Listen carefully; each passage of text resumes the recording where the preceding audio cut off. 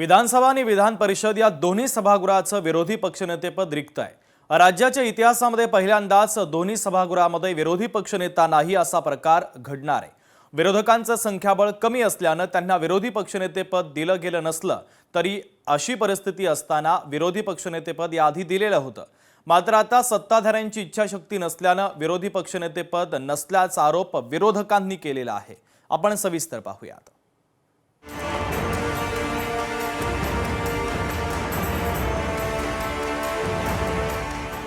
विधिमंडळाच्या दोन्ही सभागृहात विरोधी पक्षनेतेपद रिक्त। सत्ताधाऱ्यांची इच्छाशक्ती नसल्यानं पद रिक्त असल्याचा आरोप।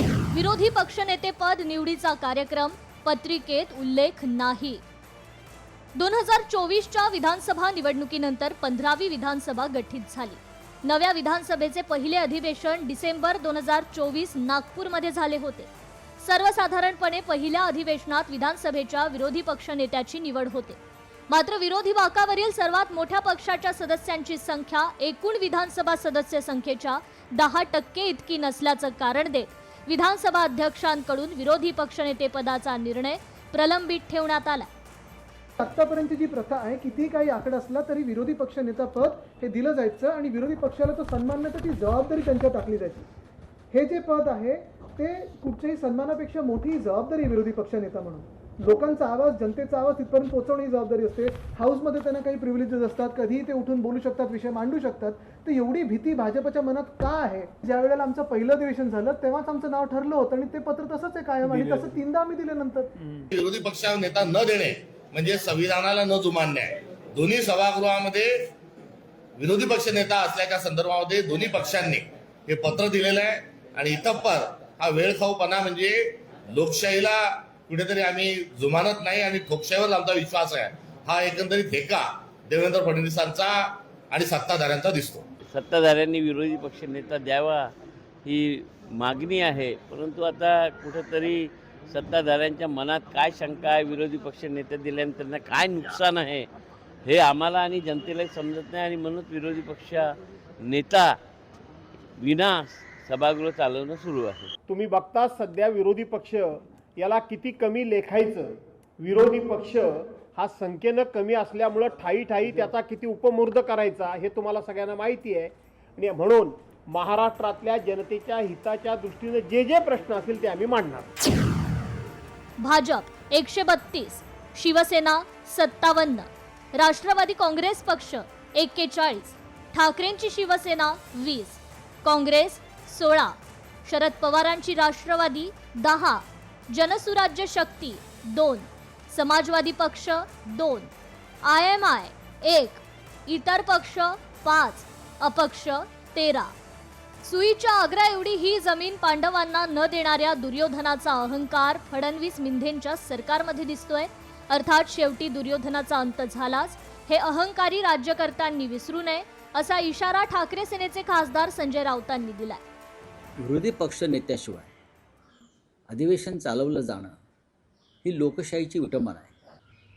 तुम्ही चर्चाही करायला तयार नाही या विषयावर। हा कसला अहंकार? असा अहंकार दुर्योधनाला होता। पांडवांनी 6 गावं मागितली तेव्हा दुर्योधन अहंकाराने म्हणाला 6 गावं सोडून द्यावं, सुईच्या आग्रा एवढी जमीन मी तुम्हाला देणार नाही। त्या अहंकारातून दुर्योधन आणि कौरवांचा विनाश झाला। त्याच पद्धतीनं भारतीय जनता पक्ष, शिंदे गट वगैरे वागताय। नागपूर अधिवेशनात विरोधी पक्षनेत्याचा मुद्दा चर्चेत आला तेव्हा मुख्यमंत्री देवेंद्र फडणवीस यांनी विरोधी पक्षनेतेपदाचा निर्णय हा विधानसभा अध्यक्ष आणि विधान परिषद सभापतींच्या अखत्यारीतील असल्याचं सांगितलं होतं। त्यांनी घेतलेला निर्णय सरकारला मान्य असेल असं सांगत त्यावेळी मुख्यमंत्री फडणवीस यांनी सांगितलं होतं विरोधी पक्षनेता होण्यासाठी विरोधी बाकांवरील मोठ्या पक्षाचं संख्याबळ 29 असायला हवंय। मात्र यावेळी मोठा पक्ष असलेल्या ठाकरेंच्या शिवसेनेकडे केवळ 20 सदस्य आहेत। या अर्थसंकल्पीय अधिवेशनामध्ये सर्वसामान्य लोकांच्यासाठी विरोधी पक्षाने भांडायचं असतं, विरोधी पक्षाने प्रश्न उपस्थित करायचे असतात आणि सत्ताधारी पक्षाकडून त्या आपल्या जनतेला न्याय मिळवून घ्यायचा असतो। आम्हाला अपेक्षित आहे की त्यांच्याकडून अशा प्रकारची कृती होईल। विरोधी पक्षनेता न होण्यामागचे कारण वेगळे आहेत। तुमचं जर संख्याबळ नसेल तर तुम्हाला विरोधी पक्षनेता कसं घोषित करायचं?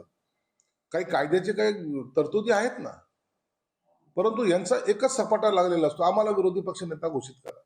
अरे तुम्ही त्या पक्षाचे गटनेते आहात, तुम्हाला पूर्ण संधी हे विधानसभा अध्यक्ष किंवा विधान परिषदचा सभापती देत असतो. तुम्ही तुमची भूमिका स्पष्टपणे मांडा ना. 1967 साली शेकाप पक्षाचे आमदार कृष्णराव धुळप फक्त 15 आमदार असताना विरोधी पक्षनेते. 1972 साली शेकाप पक्षाचे आमदार कृष्णराव धुळप फक्त 19 आमदार असताना विरोधी पक्षनेते. 1977 साली शेकाप पक्षाचे आमदार दिनकर पाटील फक्त 7 आमदार असताना विरोधी पक्षनेते.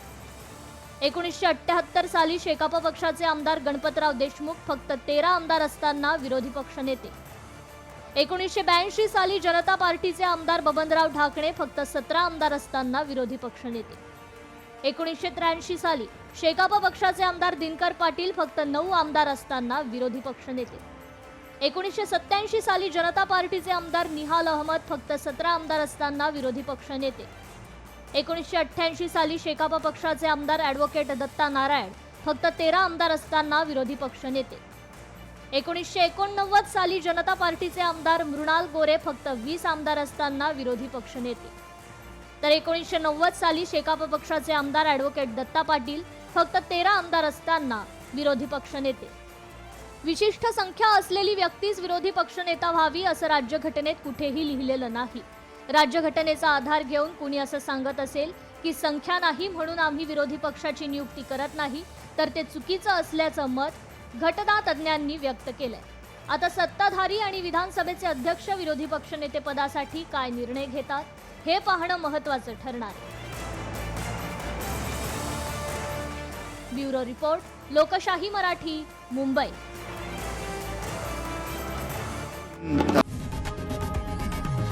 लोकशाही मराठी ऐका, पहा, जागरूक रहा.